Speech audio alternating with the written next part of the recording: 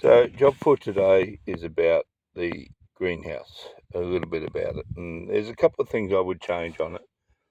So it's a TMG industrial.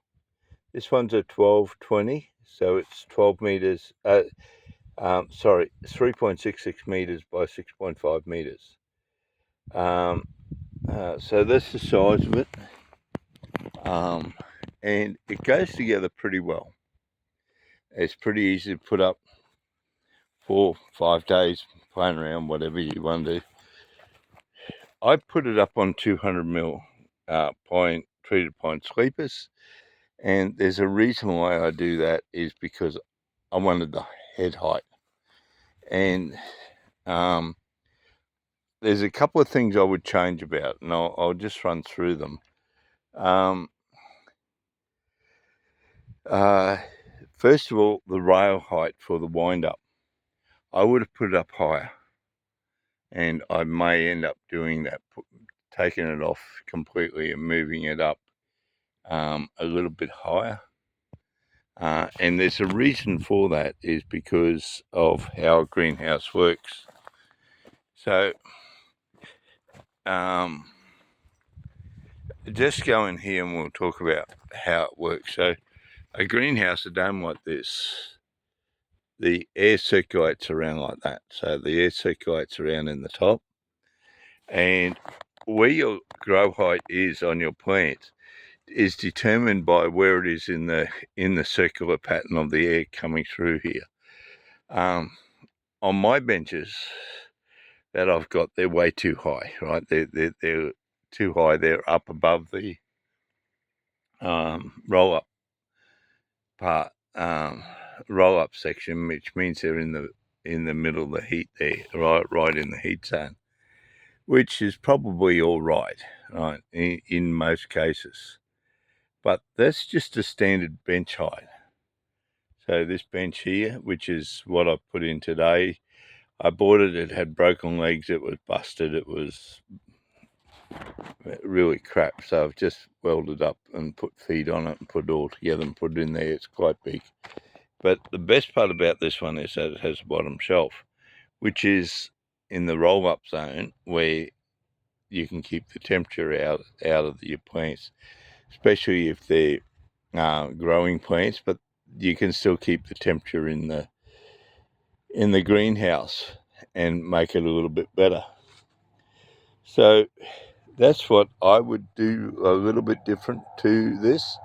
It needs to be higher. Like when they're building these things, when they're making these things, the only thing they had to do was make that post there another 200 mil higher. So that little tiny post there, they should have all been 200 mil higher, which would have been a lot better than in height waves, because you really do need the height. I'm only a short ass, and I would hit my head on that over there. So that's one thing I would have changed. But when you look at that, the height to the board from the base of the plates of the greenhouse is 550. 550 plus 80. So 630, I think. Yeah, so 630. So 630 is still under your normal table height, which is 900. So you're not getting the air or the cool air in the middle of the day. The other thing is that there's no vent up on the other wall, and I will be cutting a big vent on the other wall up there and reinforcing it, putting a flap there that will have Velcro on it. I can Velcro it up and open it up so we can get the breeze through the doorway through that. The other thing with this grow tunnel is the width of the door. It's brilliant, right? So if we're getting all the big tables in and out, it's brilliant. So we're going to do some serious growing this year with our Moringa. So we really need this sort of stuff. It's been a big learning curve on what you can do with what soil you need, where you need to be with Moringa, the temperatures, the type of soil, the how much water they'll tolerate, how much they won't tolerate. Moringa are very fragile as a plant. They're easy to harvest, but they are a fragile plant. They do break off in the wind quite easy. And they do need a particular NPH and a soil compound. So we've kind of got ourselves a terra gauge. So a terra gauge, for those who don't know what it is, it reads all your, so you can get all your readings on what you've got in your soil. So it comes with a probe. So I'll just come over here. So I can put the probe, so I'll just show you. So I'll see if I can get in. So we can put the probe in there and we just wait, we can get a reading of the soil. So out of the soil, we had 24 degrees. And you'll see the time that at the moment, I think we're about 3 o'clock in the afternoon. But it tells us our pH, our nitrogen levels, and our phosphorus levels and potassium, salinity of the soil, and the moisture content in the soil. I don't know about the moisture content. It doesn't seem to measure that quite as readily as I think it should, because this here has got a fair bit of moisture in it, even though it's saying we don't have any. I'll put in a very wet one, and it still reads our moisture content as, oh, there it goes, 1.3. Okay, so it's making a fib out of me, but it just shows you the temperature that we have.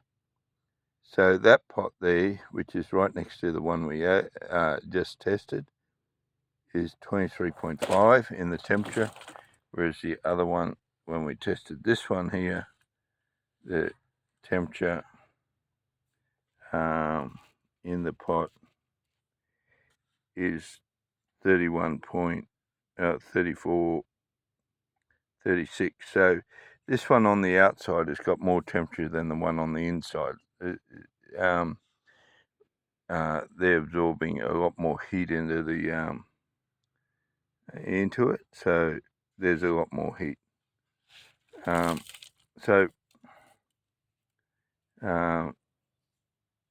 That was against the black side of the pot, so it's probably not a fair representation. So if we go on the other side of the pot,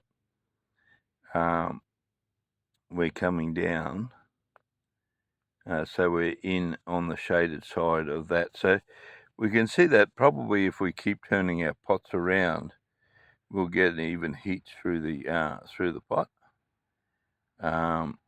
and our moisture content will change. So it'll be giving us good indication of where we need. Now pull the probe out, and I'll just wipe the probe off. So we'll get our outside temperature here at the moment is, I'll just get out of the sun. We can't be in the sun. So I'll just out of the sun. So we're about 26.7. So the temperature in here is not so bad. So it's 26.7 inside the shade house, right? It's not a really good shade house, it's an old shade house. All right, now we have the Moringa down there are totally different to the ones up here, and we can work out exactly what we're doing with our pots at the moment. So I'm going to put this down here, and we can see that our temperature is going down. So we've lost 1 degree, and this pot is So we can see that the soil down here on this end of the shade house is a lot colder. So there's 21, 20, so it's gone down. So that's the probe. But we can see that our moisture level is right up. So we have a lot higher moisture level than we had before. Let's see if I can get it. Our pH is gone up, so it's quite acidy, this soil. And so we probably need to bring that soil acid level down a little bit. So no doubt a little bit of lime will help this one. So we're able to see what's happening with the plant, and that one there has died off. All right, so we can see where we are with it. So that one's at 8.4. Oh, sorry, that's not acidy. That's high pH is alkaline, so very high alkaline. So, and I'll go in this one here, which has got a good plant beside it. So now we come back to a neutral. So this one here had a high pH, which means it was alkaline. Has a sort of dead plant in it. Now this one here has got a back on neutral.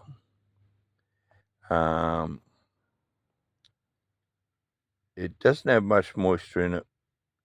Temperature is 21, so the temperature is the same here with that, and we're just looking at our levels here. So that's the idea of this probe, is because we want to work out what's best, where it will grow, and everything like that. Now, so out here in the open, I'm trying to,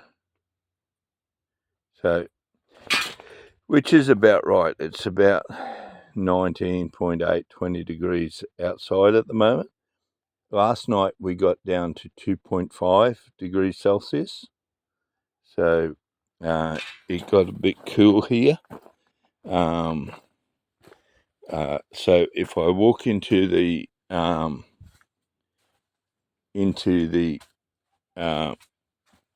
greenhouse, we'll see what the temperature is in here at the moment. So I've had the sides open. So we've gone up a little bit. So we've just gone up 2.2, 2.3, still going up.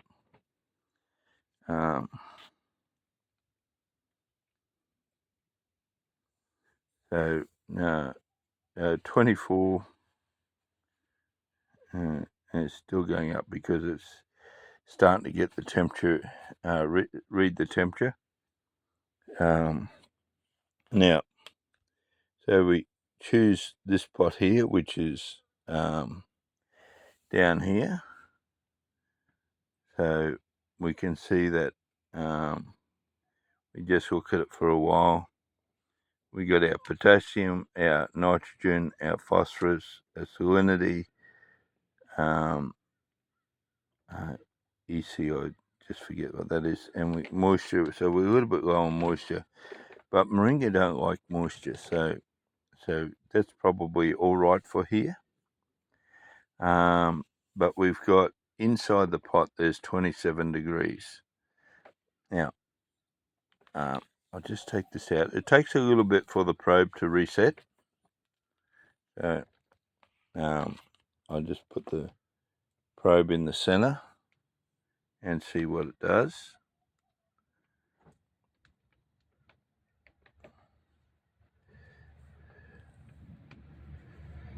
I'm just trying to focus on it. The sun's getting in my road at the moment. So that's in the center on the pot. So we're about 26.6. and we've got good pH here. A little bit lacking in our essentials that we need for it.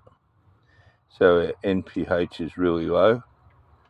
Oh, sorry, we haven't got it in the soil, so of course it's got no NPH. We'll come up and we'll put it over on the edge here,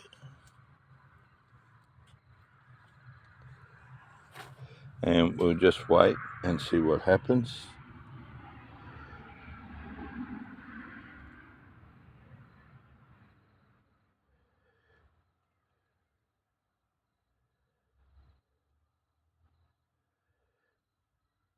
So we can see that our temperatures are a little bit changing. Our NPH is looking reasonable. Our pH is looking reasonable. So I'm pretty happy with around about that setting. They're a little bit dry, but they'll get some water tomorrow. They were too wet after all those big rainstorms that we had, and so we need to dry them out. Otherwise, Moringa get really soggy inside. So it's one of the things that we need to look at. And the beauty of this system here is that we're going to be able to tell what grows best, when it grows, and how we can get the best production out of our germination. And that's why we've got this Terra gauge. We do have a couple other gauges that are coming to test our teas that we're going to be making for our grow teas for our fertilizers, which is our worm tea or our soldier fly tea, and then our Moringa tea, so which we'll be using for fertilizing off the leaves. So that's why we've got it. But a couple of things I would change. I would have made that a little bit higher so that it's above the these pots. But other than that, not too much different. And put a window in here. We're going to need one in summer because it's just going to be too hot in here in summer. But that's how it is. So anyhow, sorry for the long one, but I thought I'd tell you how we're going. Catch you, bye.